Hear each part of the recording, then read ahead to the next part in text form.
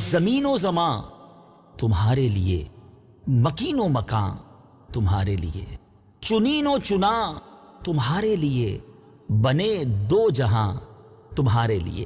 اب یہاں میرے میٹھے اسلامی بھائیوں، زماں، زمین تو آپ سمجھتے ہیں، مگر زماں جو ہے یہ زمانے کو کہا جاتا ہے۔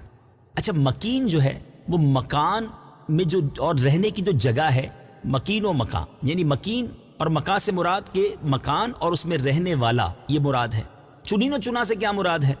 یعنی ایسا ویسا ہر شے۔ اگلے شعر میں چونکہ یہ بھی لفظ آنا ہے تو میں چاہ رہا ہوں کہ آپ کو کچھ مشکل الفاظ کے معنی بھی بتا دوں۔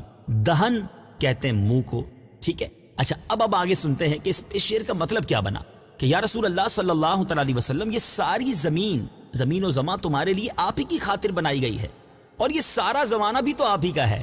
یہ مکان یعنی آبادیاں بھی آپ ہی کے لیے ہیں، اور ان میں رہنے والی مخلوق بھی آپ ہی کے لیے ہے۔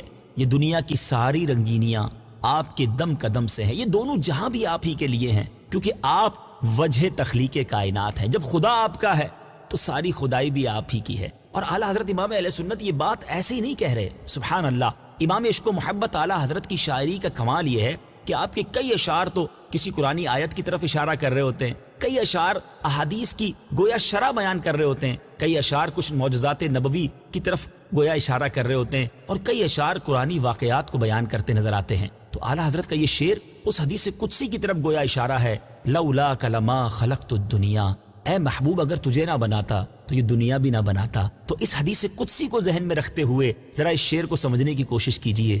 زمین و زمان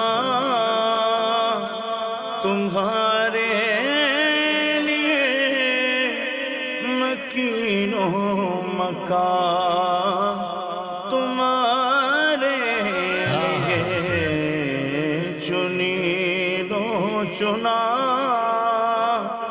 تمہارے لیے، بنے دو جہاں